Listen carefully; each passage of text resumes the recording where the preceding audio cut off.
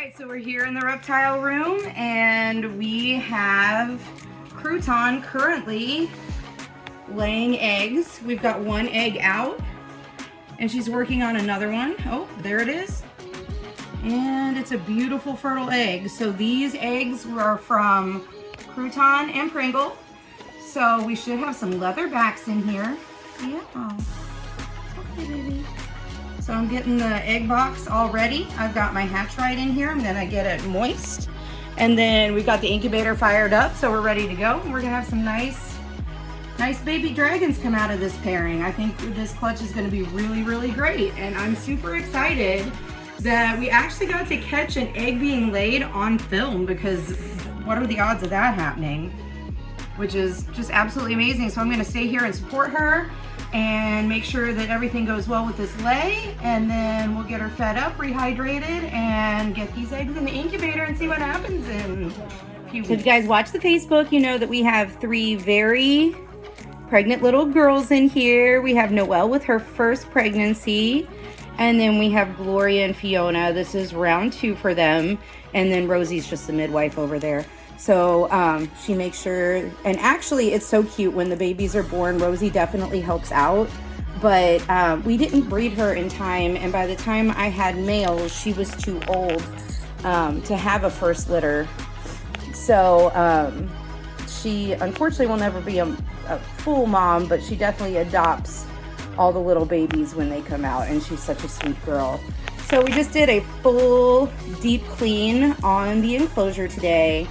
Just getting ready for these babies to come. We want to make sure that everything's nice and disinfected and super clean for them. Not that we ever want them to not be, but I'm just being extra vigilant right now and want these babies to come into the world as best as possible.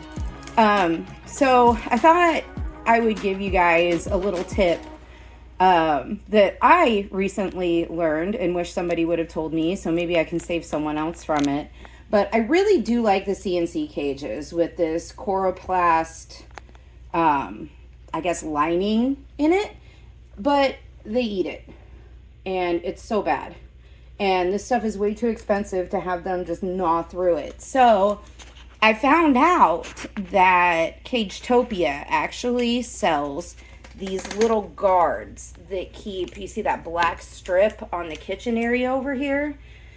That keeps them from chewing on it, and I didn't know that. So I have ordered guards. I had to order a replacement ramp, and we're gonna try and salvage as much as we can of the coroplast, but now we'll have the guards on them, so they won't be chewing them anymore, and I will save a lot of money. Plus the guards are super cheap. We're not sponsored by Cagetopia, but that's the only place I found them. So if you're going for a CNC cage, 10 out of 10 recommend getting the guards. We have one on the front of the kitchen, and the front of the kitchen is completely intact. As where you can see, there are definitely some damaged areas along the other parts of the enclosure.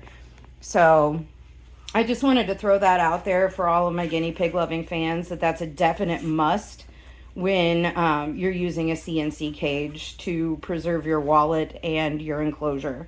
So they are super happy right now. Just a few highlights. We do have this like balcony area.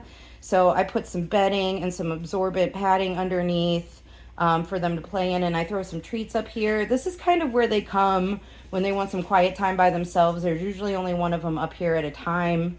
And I just throw some treats up there so they can gnaw away and think about life. I do use urine padding underneath the entire enclosure, including the kitchen, in case there's any leaks through in the corners. And then on top of the urine padding, I use a guinea pig mat that is comfortable for them to walk on and really easy on their feet.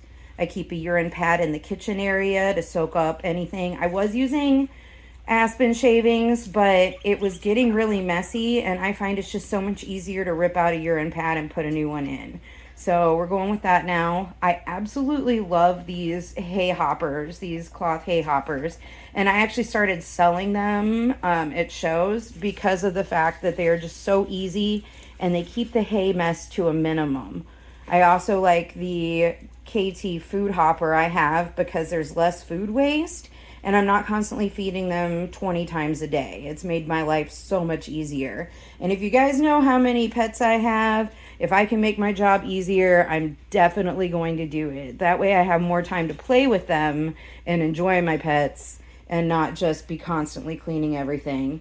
And we always make sure that there is a plethora of toys in here for them. That helps keep the chewing down on the sides of the coroplast, but as you can see, it doesn't completely eliminate it. So I always make sure that there are guinea pig safe, wood chew toys, seagrass balls, all kinds of fun things in there. And you can see they're enjoying the applewood stick right now.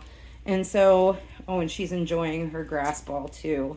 So yeah, they just run around, they have a great time. We're super excited for these babies to come.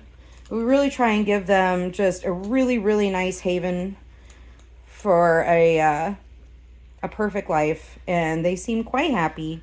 I love watching them play. I love stuffing their suffle mats and watching them forage. They're just so much fun, and of course I love to snuggle them, but just watching them interact for me is just so entertaining. They're honestly better than cable. So just wanted to give you a quick update on the piggies, the pregnancies, and everything else in between. All right, guys, so I got a new species. We saw in the last episode we did that tank build, and I'm going to show you the finished project today. And here is the new Chinese cave geckos, which are so incredibly adorable. I'm going to try and get them to eat some mealworms right now. And I'm sorry if you hear some stuff in the background. That would be Red wanting dinner. So I'm going to have to feed him here in a minute. But I just wanted to show you guys them in the feed box when they're out, because when they're in the enclosure, they're pretty hard to find. And I wanted you to see how pretty, like, the different banding is on them. And then if you can see, their red eyes are so cool. They look like the leopard gecko's arch nemesis, I think. So I'm really excited about them. And we're going to let them eat and adjust to everything, and then we're going to go ahead and set them up in the new enclosure that we built on the last episode, and I'll show you guys all the finished project with the geckos in it. So here's the finished product of my initial Chinese cave gecko enclosure, and you see I've got a good hiding space. I've got lots of moss. We've got a water dish for soaking. I've got all kinds of humidity, planned, tidy places. And the nice thing about this enclosure, since they are a cave gecko, so they like to be in the dark and they like to be in warm, damp places. They are a tropical cave gecko. So as you can see, once this is all closed up, and I'm gonna put it back where it belongs, you can see it's pretty dark in there. It's not as open as a full glass enclosure. So it's really nice and it's perfect for them, and it gives them a very cave-like setting. So I'm very happy with how this turned out.